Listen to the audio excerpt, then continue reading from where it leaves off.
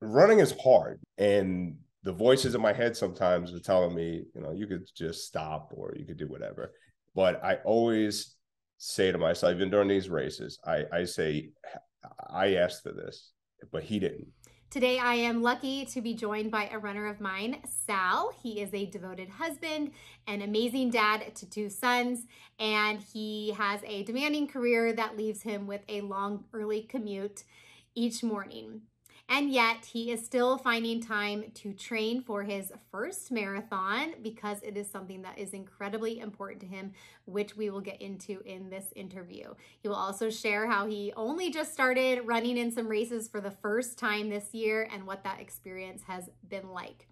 Additionally, he, on the side, in his free time, also is running a family business, Gomez Pythons, which you can check that out on YouTube. That's his channel name.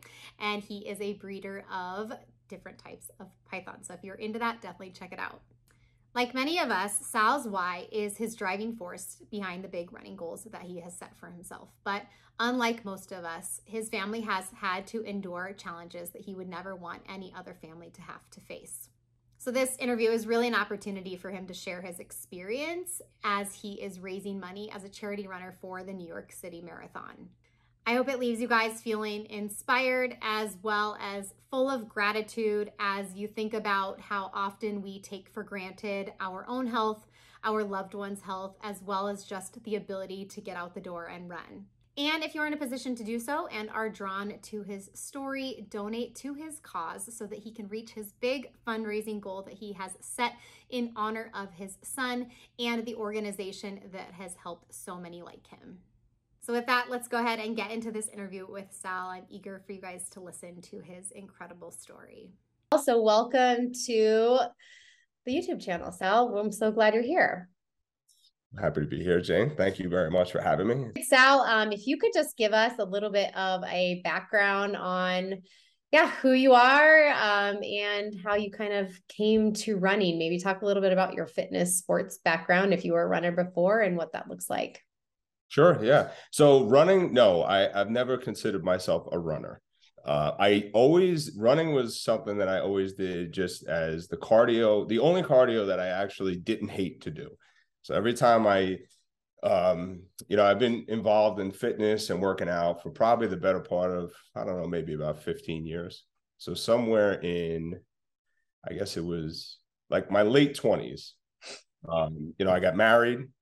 We had a couple of kids right away, and I started to put on a little bit more weight than I would like, because that sort of thing happens when you no longer have any time for yourself, just taking care of kids and going to work. So I reached a point where I was, heavier and more unhealthy than I've ever been in my life. So I found fitness. That was kind of like when YouTube began. So I started watching some fitness YouTubers and figured out fitness and started going to the gym and working out and paying more attention to my health. And once in a while I would go on a run, just every once in a while. And I never gave it any thought about actually doing what I'm doing right now. As the years went on, the one thing that I enjoyed doing was I would throw on a weight vest and maybe go for a mile run or something like that. And during it, I would just say, oh, this is really tough, and then just finish up and then be done with it. And then I guess fast forward to January of this year, which is 2022. My family and I, we take a vacation to Disney World every year. And this vacation, because of what happened in my life last year, which I'll get to, this vacation, I was kind of, in a selfish way, one of the only things I was looking forward to was waking up on the boardwalk in Disney, because we stayed at the Boardwalk Hotel, and having my coffee, putting on my running shoes, and running the boardwalk. And that was the one thing that I was looking forward to. And ever since then until today, it's just morphed into something bigger and greater than I've ever could have imagined. That's awesome. I can't wait to have you share more about that. So to back up, basically, it sounds like fitness more for you was about initially maybe more getting back into shape and feeling strong, like you said, putting on the weight vest and going for a mile run and feeling maybe breathing hard and how that felt for you and just knowing you got a good workout. Would you say that's kind of like how it's been the last several years, essentially? Yeah, I began my actual fitness journey running. So I have this 3/4 mile. It's about 3/4 mile block, and halfway up is a giant hill. So I started out the door and I just went for a run, and I barely made it around the corner. And then over time, over months, I made it all the way around. Then a few times around. Then 3, 4, 5 times around. But then I kind of gave up. But yes, it was all for just fitness and to be healthier and just lose the weight, which I did, and then a little too much, and then that changed as time went on. But and then but never at a point where you saw yourself as a distance runner or that you would be running half marathons, anything like that. No, however, it was one thing that I always said to my wife. I always said, I want to run a marathon someday. I really do. It was one of these things that I just said that I really, really want to do. And I just never thought that I would have the time to actually put in to doing it. Right. And I have a close friend that I work with that for years now, he's been running the Disney World Marathon, which I will be doing in January. He's been doing they have what's called the Dopey Challenge. Yep. Right. Okay. So you know what that is. Well, you can share with everyone who doesn't know, but I do know what it is. I'm pretty sure it's 4 days. It's 5K, 10K, half, and then full in 4 consecutive days. Mm-hmm. Yeah. So every time he would do it, I would always be like, man, you're completely insane, but secretly I was jealous. Like, man, I want to do that. So in a way, he kind of really inspired me too, along with what I, experienced in my life. So yeah. So I forgot actually what the point of what I was saying was just now, but yes. Oh, just to kind of how I had asked you about where initially with your fitness and your running, it wasn't like, oh, right, half marathon, being a distance runner, but yes. that it does sound like, over time, like you were really inspired by your friend. And I think I absolutely agree with that, when people who are close to you are doing these things, you're amazed by them. And you kind of say to yourself, right, I could never do that. Like they're amazing, which they are amazing. Right. But then you do start to maybe realize like, maybe I could do that too. What does it take? Like, and like you said, right, it felt like I don't have time. And you kind of realize, right, once you're willing to make the commitment, it is pretty amazing what time you can carve out if it matters to you. Right. So, all right. So you are in Florida wanting to run on the boardwalk, and you talked a little bit about what happened last year. And so if you want to get into that now, you can, because that's a big part of why we're talking today anyways. So what compelled you to feel like all of a sudden on this vacation where most people would rather just be relaxing, that you, more important than anything, have your coffee and then get out and go for a run? Okay. So I would back this up just so you have some context of where the story comes from. So I have 2 sons, and my youngest son, so I have to try to get through this, by the way, without becoming too emotional. So my youngest son was born with chronic kidney disease. And so he only had 1 kidney at birth. So when he was born, it was tough in the beginning. And then the kidney that he did have, it kicked in and began to work. So as he was, a toddler and growing up, his kidney function was pretty normal. So he grew not just fine, but everything was okay. Mm-hmm. But we always knew at some point in his life, somewhere along the way, he would need a kidney transplant. So then he hit 13, 14, and we all know what happens at that age. And when he did hit that age, a lot of things in his body changed. All his hormones changed, everything went haywire. Mm-hmm. And at that point, his kidney function for his only kidney began to decrease really rapidly. At which point we knew he would need a kidney transplant sooner than later. So with that said, we started to he went on a kidney transplant list, which would have been an inactive kidney transplant because he wasn't quite ready. He was not on dialysis yet. Okay. So if you're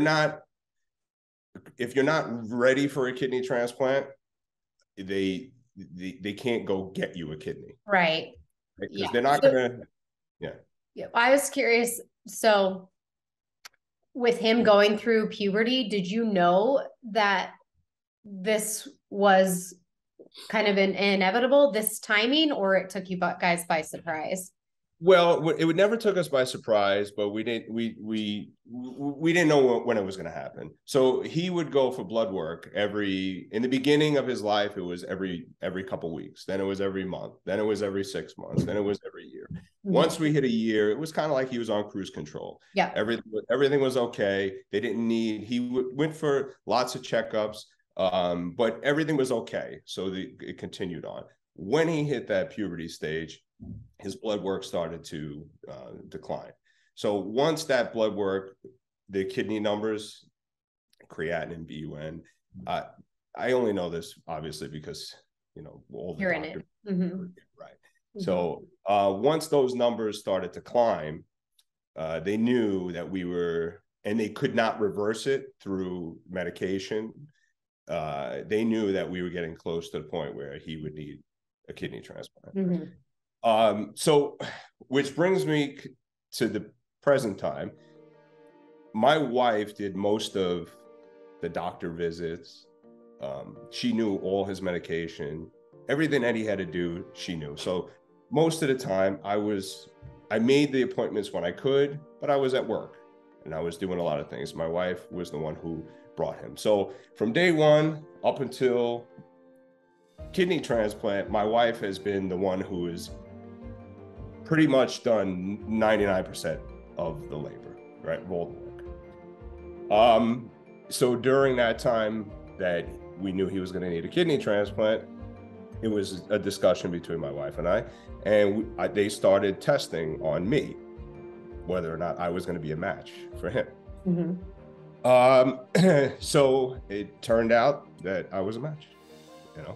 I was a 100% match. And that was probably about a year, a little less than a year and a half before he actually had the transplant.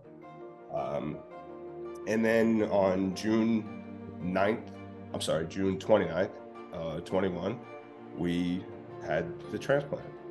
So I was fortunate enough, he was lucky enough that we didn't have to wait. We didn't have to go through what a lot of families have to go through, especially with a kid on dialysis or whatever they have to do. We didn't have to do any of that. So mm-hmm. We were super fortunate and lucky. And, oh man. Mm-hmm. So when I talk about this, right, his transplant, I don't personally feel like I did anything spectacular, right? Because, you're a parent. Yeah. I feel like any parent would do anything for their child, right? So I started to have this feeling like I needed to do more, right? Because I felt like I owed it to some other family that wasn't as lucky as we were. And I enjoy fitness. I enjoy running. And I started to have this idea like, hey, there's the National Kidney Foundation. When he was growing up, we did walks. We did a couple of National Kidney Foundation walks where we went over to Brooklyn Bridge to raise funds for the National Kidney Foundation. And I just started to think like, I always said that I wanted to run a marathon. And I started to go somewhere like around maybe October, November of 21. I Yep. started having these little ideas in my head. And then at that point, I started going on runs every now and again. And then January, we hit Disney World. And once we hit Disney World, I did some research and I looked up the National Kidney Foundation for the New York City Marathon. And I don't think they were quite looking for runners yet. I don't really remember, to be honest with you. Because they take, I think, like 30 runners to raise the charity. So anyway, so for me, I was able to run this marathon, raise funds for the National Kidney Foundation, which all those funds go toward research for, say, number one, pediatric kidney transplants. Because pediatric kidney transplants, the chances are, like, my son is going to need another kidney transplant. Okay. Because he's so young, the life expectancy of a transplant is maybe 20 years. Okay. Which 25 years is a very long time. So they've done work on, mechanical kidneys and all kinds of things, especially for pediatrics, because they are going to need multiple transplants throughout their life. It would be maybe different for somebody my age or older. You get your transplant and then hopefully that lasts you the rest of your life. Gotcha. So I thought it was just a great way to do something that I love and help others and give back at the same time. Yeah, right. So to give back to all the years that his mom took care of everything, So okay. Well, thank you. Thank you for sharing that. So obviously just kind of what you're talking about in the research and how much the National Kidney Foundation kind of plays a role in anyone going through that. So in your situation, you obviously were a match for your son. So you were able to donate a kidney to him. And obviously, like you said, first of all, you are amazing, even though, yes, as a parent, you'll do anything for your child. I'm sure it wasn't even a second thought. In fact, my guess is when you found out you were a match, you were ecstatic, right? To be able to have that opportunity and not have to have him wait. And so what you were kind of saying in terms of helping others, how does that work for the National Kidney Foundation, or how do they help families, maybe unlike in your situation where they don't have a match, they don't have someone in their family who is able to donate? How does that work? Well, I don't know. I don't think it's something where they help find donors. Okay. It's more just the funds go toward the research for making sure that the people who receive kidneys, they don't have major rejection. They don't have, those kidneys will last, for those families, and the transition to the new kidney will be a lot easier. So it's not about, I don't know for 100% for that, but I don't think it's more about finding donors. It's more about the research and, Got it. So whether it feels more indirect or direct, pretty much anyone who's going through, has kidney disease, is going to have a transplant, the Kidney Foundation has some correlation to helping them. Would you say that's true? I mean, yes. Yeah. I would think so. Yes. Yeah. Awesome. I just wanted to know a little bit more, and for our viewers to have a little bit more of a sense of, how they work. So, all right. So we'll get into a little bit more about your connection there. So we are, okay, let's get you back. You're on the boardwalk. And so can you, what did you say about the raising money for the National Kidney Foundation? Does Disney do that too? Or this was specifically starting to think about New York City? This was specifically, so that takes us to how I found you in that way. And then, Yeah. you know, because my first goal was, while I was in Disney, because we've been going to Disney every year for years, and it was, I know of the Disney Marathon, and that was the one thing that I was kind of like, oh, I want to do this. Yeah.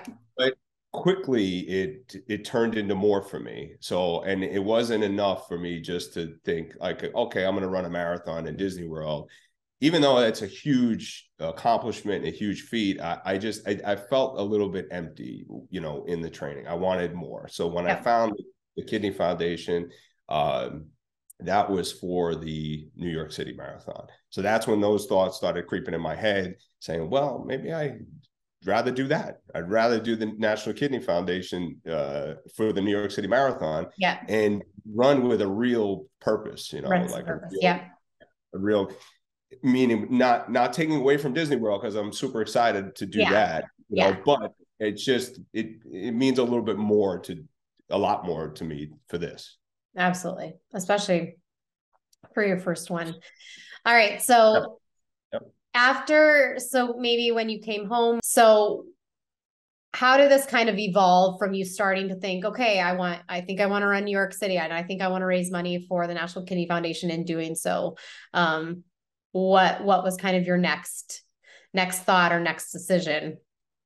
So naturally, I did what everyone else does, and I went to YouTube, and I started watching YouTube videos on running and different running ways, methods, all this huge rabbit hole. And then I found your videos, and you know, huge credit to you, because like your videos made me feel like I was listening to the things you were saying about running, but you were still very practical about it. It wasn't just, this is what you have to do. You have to do this, and this in order to achieve. So when I found your videos, it wasn't, you were very like open to different ways of doing things. So it kind of really resonated with me.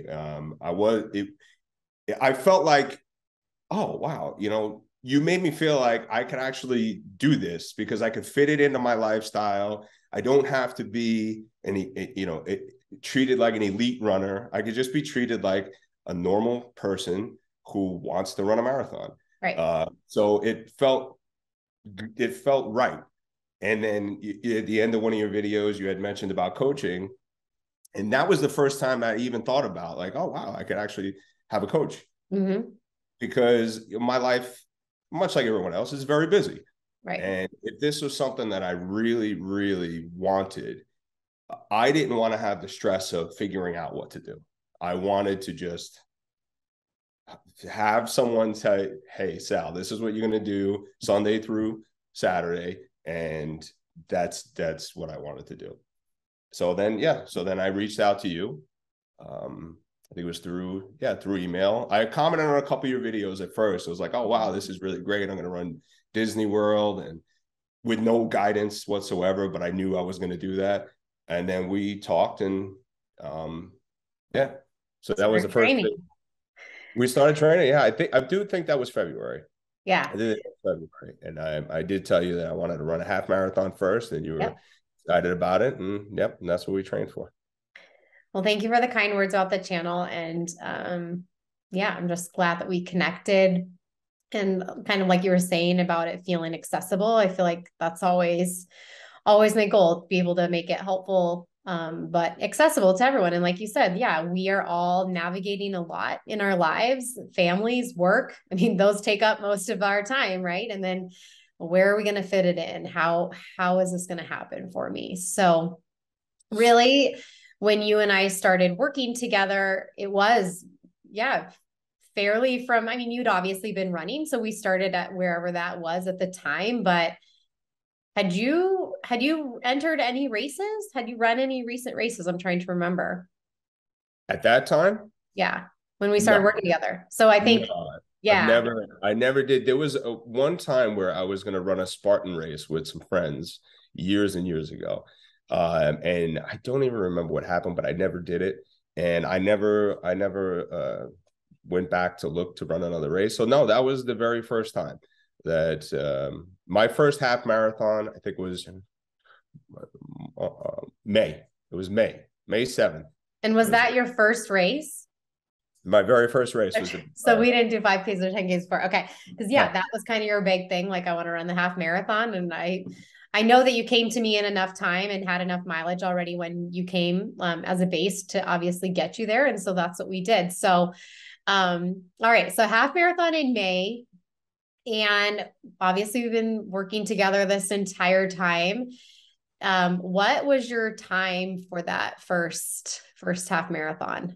1 hour, 55 minutes, and I believe 22 seconds. Awesome. Okay. So yeah, I remember you having that big sub 2 goal that we talked about and came through and we were just ecstatic with your result and everything, right? And then yeah, just like anyone, I would feel like I shouldn't say just like anyone, but you were ready to keep on moving on because obviously I knew from the get-go your big goal was to run the New York City Marathon. And you told me straight up, I want to run the New York City Marathon and I'm going to be raising money for the National Kidney Foundation. That was your goal from the get-go. So there was no stopping. Obviously, after the half marathon, you were ready to keep moving forward. And so that's what we did. And you ran what in between that and then your most recent half marathon? What were the races that you did? So I did because I live in Long Island, New York. So I did the Bridgehampton half marathon. That was the first one. And then I did a 10K. And then my second half marathon in June. And then I just did my third half marathon on September 17th. And now the next stop is the New York City Marathon. Awesome. So yeah, did 10K. So worked on a little bit more speed during that time. And obviously we've been building your mileage a lot. So with your most recent half marathon, that was right smack in the middle of this training cycle. Didn't do much of a taper for that or anything. So how did that one go for you? So far, each and every half marathon that I've run, I've done a little bit better each time. And so the first one I did was 1 hour and 55 minutes. And then this one was just last weekend on my wife's birthday, was 1 hour, 48 minutes and 31 seconds. Awesome. Yeah. So that big getting under that sub 150, which you Yes. crushed Yeah. it. You did awesome. So yeah, in the matter of from May to September, cutting off, and obviously, yeah, really good training, obviously, before you did the May one as well. But yeah, just in that really short amount of time, cutting off 7 minutes off your half marathon time is huge. So huge kudos to you. You've worked incredibly hard. And I just want to share with the viewers too that you in talking about how am I going to make this work? How am I going to get this to fit in my schedule? Because I think I hear that a lot and it's normal. And if someone doesn't feel like they have the time or the capacity to, train for a marathon, half marathon, like that's totally fine. But I also think that there are situations where if people want it, right, they can make it work. So I want you to kind of share a little bit about what your schedule looks like for you to make this happen. Yeah. So most people would I actually, I'm on a New York City Marathon Facebook page, and I made a post one day, and that was the last time I did it, was because I said, woke up at 2:30, began my run at 3 a.m., finished my run at, I think it was 4:10, showered, packed my lunchbox, off to work. And I got a few comments that said, great job, but most of the comments were, you should sleep, you should do this, you should do that. And so, yes, that was the last time I did that because I didn't need that. However, my training schedule, I do most of my runs, at 3 a.m. My runs during the week happen. I start work at 6 a.m. and my commute is 56 miles to work. So I kind of reverse engineer my day, and I know what time I have to walk out my front door in order to make it to work on time. And I just go backward from there. Yeah. And, I prioritize my sleep. I probably should get more, but I do usually get about 6 hours of sleep in a night. So I do train in the morning, very early. Yeah. Yeah. And obviously with you putting that out there, that was not what you were asking. You weren't asking for people to share that advice with you, right? And that's obviously something you and I can talk about or whatever, right? But you don't need to hear from the peanut gallery, that's for sure.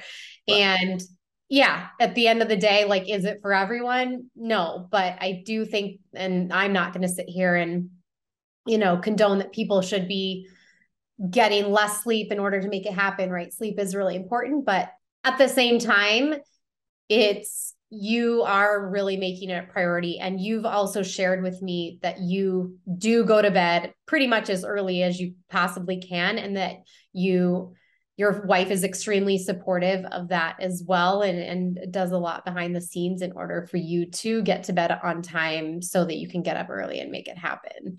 And 100%.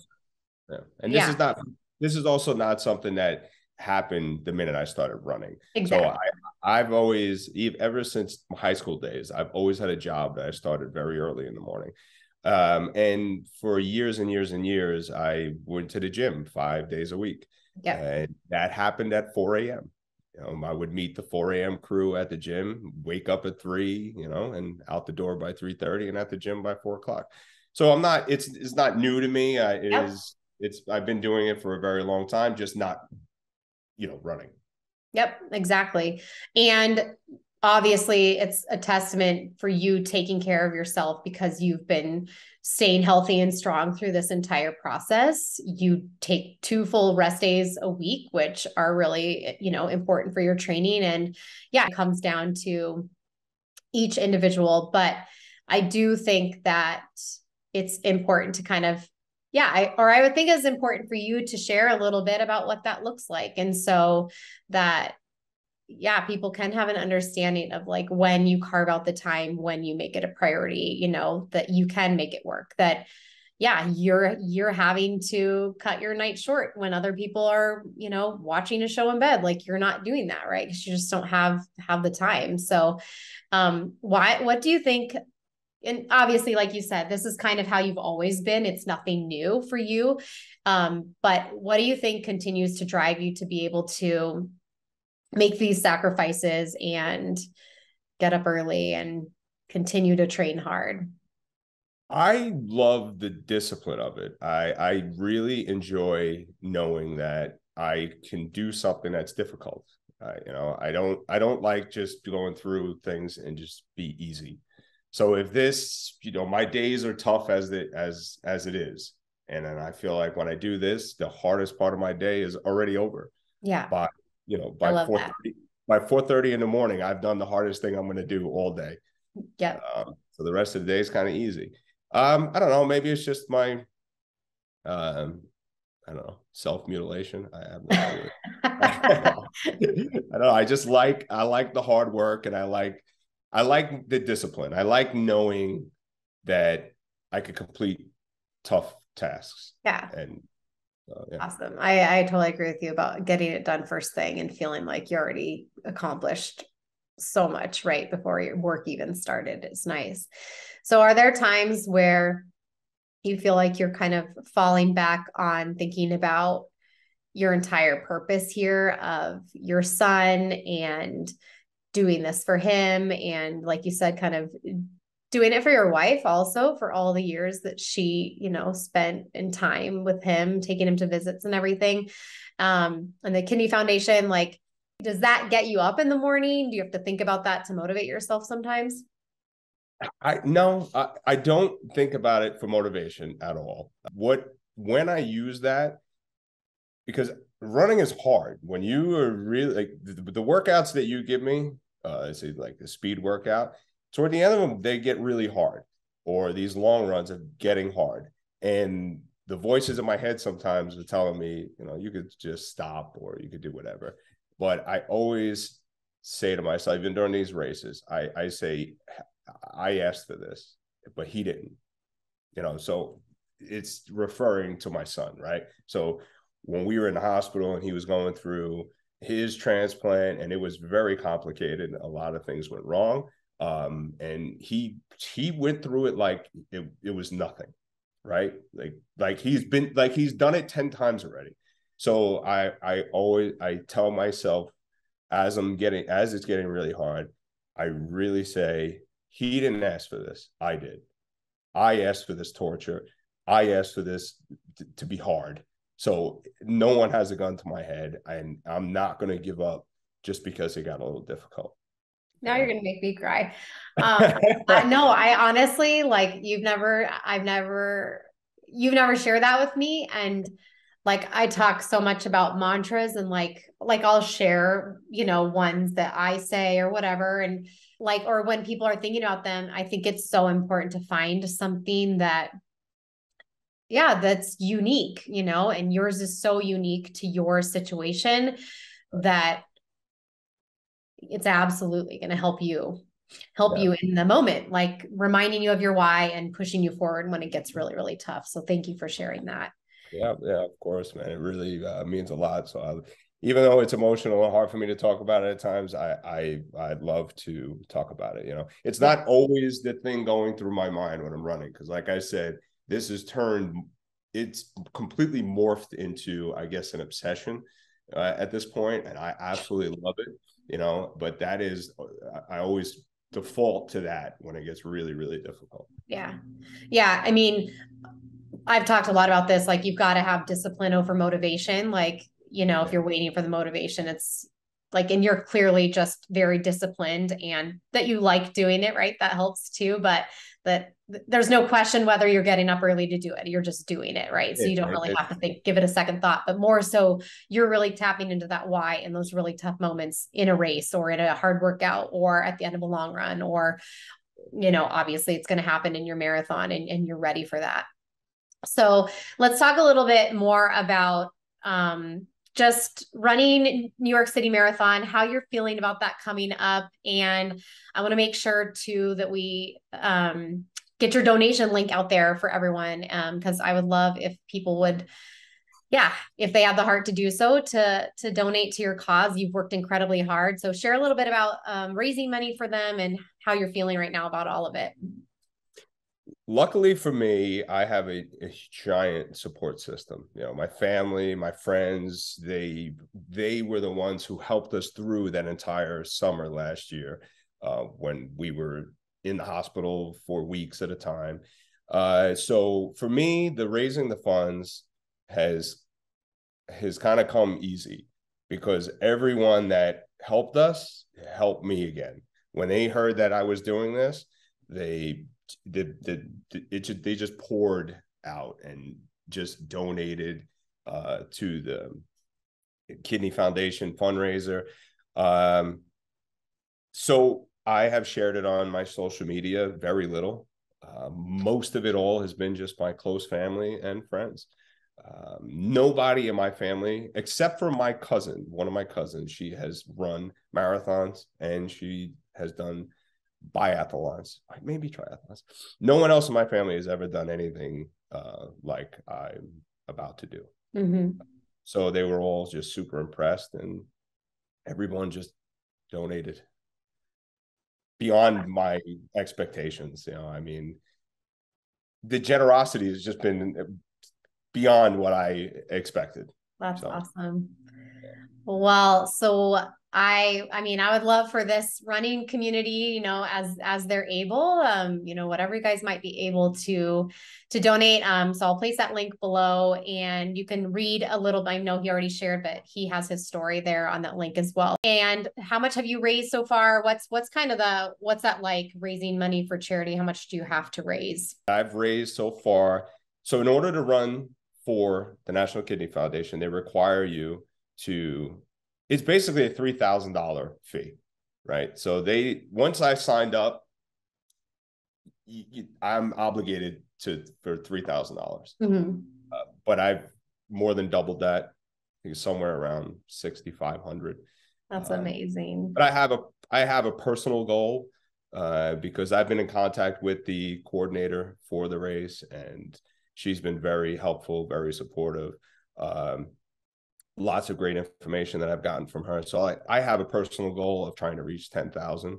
All right. I was curious. So personal goal, 10,000, guys. So he's already made what he needed to make to run NYC, but he's trying to get to 10,000. So Yeah, every little bit helps. So, yeah, and I think, yeah, I mean, I love being able to support runners in raising money for these charities for these big races. And you And did. Thank you very, oh, very you're much. welcome. I just was thinking about this at Boston, and I actually have, and most people are amazing, and most people, this is not their thought process, but kind of like the Facebook thing, like you read these little things and people like get annoyed about people taking like charity spots or whatever in the Boston Marathon, and like they didn't even qualify. And I like have such a huge issue with that, and like just reflects on how those people really are. But it is so much harder to go about what you're doing and raise money, this much money to, I mean, that is it so much more meaningful than anyone could ever do of just running a certain time that no one's going to remember. Let's be clear here. Let's be honest. And this is part of your legacy, like it means so much more what you're doing than anyone ever getting a certain race time. Like, so I just, that's why I wanted you on here, just to share your story. I'm just amazed by it all, honestly. And like you said, you know, you're a dad, you do anything for your son, but you don't have to do what you're doing right now. And Right. you are. So thank you for that. Of course, of course. I get goosebumps. Yeah, but after that. All right. So NYC coming up. So super excited for you. We just had our coaching call before this. And yeah, you're just ready. You're about to knock out 20 miles. You're gonna have a couple of those. So yeah, how are you feeling about just the race in general and all that? Well, I am scared, excited, ready, not ready. Lots of emotions, about it. I do find myself sometimes on my runs, visualizing myself running across the finish line You at the gotta. marathon. Yeah. So yeah. I hope so. And I'm excited. I all of this is very brand new to me. I don't know anything about marathon running or all the details involved in anything. Um, so it's all brand new. It's the first time for me, and I'm excited. I'm never been more excited to do something physical in my life.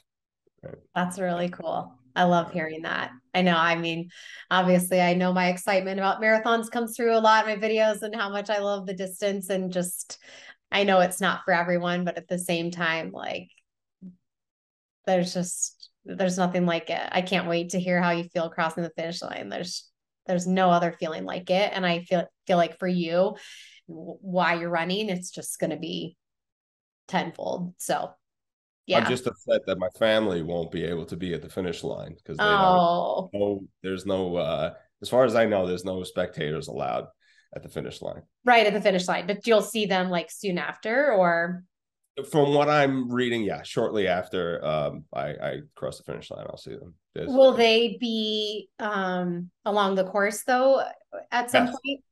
yes, yeah. So we're staying in New York City the night before and the night after, and I did that purposely because I live close to New York City, so I was just going to wake up at home and travel into New York City, but my wife, I want my wife and my kids to be in New York City. So it's going to be very difficult to get there on race day from where we live. So Gotcha. we Yeah. got a Yeah. hotel room in Times Square. So I'm gonna have them set up at the bottom of the 59th Street Bridge, which is I think right around the halfway point, a little past the halfway point.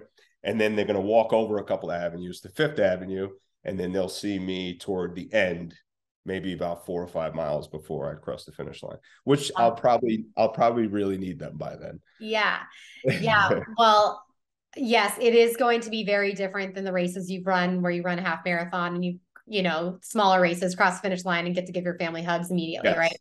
Yes. It'll be very different than that. But I will say I never had a better feeling than when I saw my family in the Boston Marathon, like at mile 17. Same thing. I didn't get to see them right at the finish line, but when I did see them again, just like overflowing emotion. So if you have an opportunity to, like, even for this, second, run over, high fives, kisses, hugs, whatever, real quick, like, do it. You will remember it forever, I promise.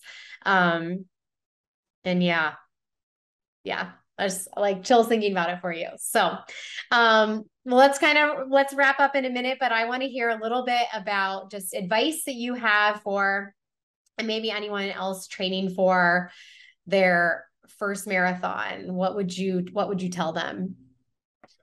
Wow. Right. I think I would have to just go back to just prioritize the training. Just whatever you have to do, if before work, after work, however it is, just do it. I I don't know. I don't know if that's really, no, like if it's on your schedule, make it work, right? yeah, Like no yeah. excuses. Yeah. Yeah, just don't look for somebody to, if you have a running partner and if they can't make it, then you don't go. Just I actually I started, we talked about this. I have a running group local to me, and I started running with a few people, and I realized quickly that even though I like running with someone, I don't, it doesn't fit in what I'm doing. Mm-hmm. People. So like the marathon training has been somewhat of a beast, it requires a lot of time and to do. But when you want it, you will make the time. So prioritize that time and do it. Even if it means 3 a.m. alone. Tomorrow's 20-mile run will be in the rain, because it's going to rain here. So I don't know, keep an open mind to all different things, just get out there and do the runs. You're my third interview on this channel, and that has been a resounding theme. Let's like of having success in your racing, and if getting better race times and PRing, and if those things are important to someone, like that is huge. Like you got to just keep showing up every day. Like you said, like no matter what, you got to make it work. We're all busy, so that's not a good excuse. Yes. I have a lot of guys that I work with that think I'm completely out of my mind. But they say they don't have time. I don't have time either, but I want it, so I make time. Exactly. When people want something in their life, they make time for it. Yep. All about priorities. Absolutely. All right. So New York City Marathon, we talked about that. What do you have a goal for? I guess you have a goal for that race that you want to share with people, or what are your future goals? Let's kind of end on that note. So for the New York City Marathon, and I know you talk about sometimes like, doing these races does not, you can have the race of your life and not worry about time, right? Which is great. But I kind of like a little bit of the personal challenge for myself. So it's part of what drives me. So I do have a goal of being under 4 hours for the New York City Marathon. I will be over the moon excited, even at 3 hours, 59 minutes and 59 seconds. And I'll still be over the moon excited if it's 4 hours and 1 second. But my personal goal is to complete it under 4 hours. Awesome. Yeah. I feel really good about that goal for you, Sal. So yeah, you've had amazing training, and just, I think it's all going to come together. I'm excited for you. And then what's next after New York City? You and I were just talking about that this morning. Well, what's next after that will be Disney World in January. I'm doing the Disney World Marathon, and I'm doing that with my friend Nick, who I spoke about earlier in the interview, who has done the Dopey. And big, I love Nick because Nick actually ran my first half marathon with me, and he could have just ran right by me, but he paced me through the whole thing, and we stood together, crossed the finish line together, a second apart. was great. So him and I will be running the Disney World Marathon together with another friend of mine, my friend Caesar, who lives down there in Florida. Then after that, we were just talking about it on our call. I'd like to do Chicago Marathon next year. And quite honestly, I've started to have like long-term goals and think about 5 years, down the road from now, by some crazy chance qualifying for one of these really big races. Awesome. Maybe Awesome. the Boston Marathon or Believe something. it, achieve it. Yep. Yeah. Love it. Yeah. So I mean, yeah, I mean, for me, I feel like I say to myself, I wish I would have found this sooner. However, I don't know that I would have been ready. Mm-hmm. So right now I'm ready and I want to go all over. Love it. That's awesome. Yeah. Yay. I'm excited for your goals.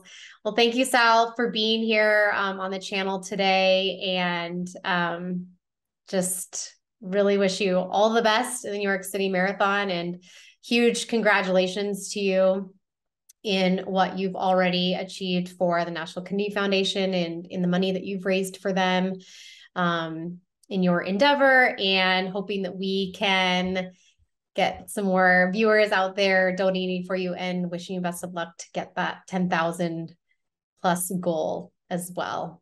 Thank you very much, Jane. Yep. Thank you very much for even considering to have me Yeah. for this. And always, like I've said in a lot of emails, thank you for just setting me up for the success that I've had so far. So I know you always tell me like, I'm doing nothing, you're doing the work, right? But the work is there because you have set me up to reach that goal. So I appreciate that. Thank you. Well, thank you for the kind words. You're so welcome. And honestly, I get to coach the most amazing humans. I feel lucky every day. And just to be a part of this amazing journey that you're on is truly an honor. So glad we connected. Makes me very happy. And yeah. All right, we'll wrap it up. Thank you, Sal. And best of luck to you. And I will definitely be sharing and updating the channel with how everything goes for you. Very cool. Thank you. All right. Bye, everyone.